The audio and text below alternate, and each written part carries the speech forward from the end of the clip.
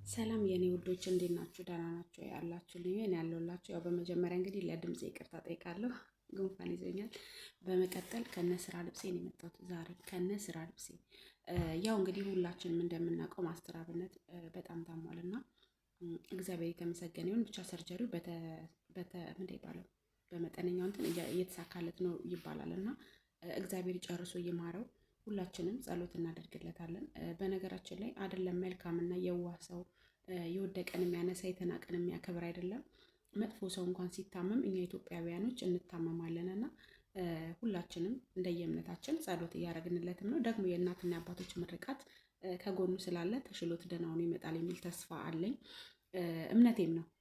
ከዛ ግን ምን ልላችሁ ነው፣ ገጣሚ አይደለሁም፣ ግን እንደ ሀሳብ የተሰማኝን ነገር ትንሽ ጨር ማድረግ ይመቸኛል እና እዛው ምግብ እየሰራሁ ነው ከነ ልብስ የጻፍኩት ነው። ላውራላችሁ ልንገራችሁና ይውጣልኝ ብዬ አሰብኩኝ። እስኪ ምን ትላላችሁ? ምን ይላል መሰላችሁ? እግዚአብሔር ይማርክ ይላል።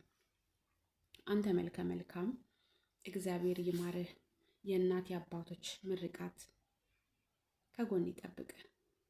የወደቀን አንስተህ የተናቀን አክብረህ ኑረ ያሳየህን ኢትዮጵያ ጀግና ነህ።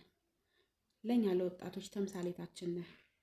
ከኛ ከወጣቶች ከእናቶች አልፎ የህፃናትን ልብ በመልካምነትህ በፍቅር ያሸነፍክ የኛ ማስተራችን እግዚአብሔር ይማርክ።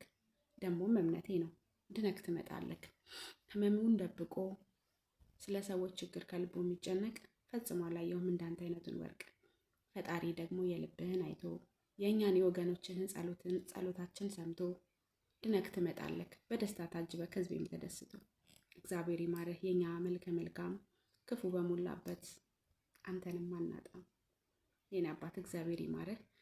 ለልጆች ለቤተሰቦች እንዲሁም አልፎ ተርፎ ለኢትዮጵያ ህዝብ ለምስኪኑ ህዝብ ለወደቀው ጎዳና ላይ ለወደቀው ህዝብ ሲል አንተን ይማርህ ልልህ እወዳለሁ። ሁላችንም እንግዲህ ያው ጸሎት እያደረግንልህ ነው። እግዚአብሔር እንደሚምርህ ተስፋ አደርጋለሁ። በጣም የሚገርመው እንደዚህ ሆኖ ራሱ እንደምንም ተነስቶ ለማመስገን ያለውን አቅም ሳላደንቅ አላልፍም እውነት። እና እግዚአብሔር ይማርህ ልልህ እወዳለሁ። መልካም ስራ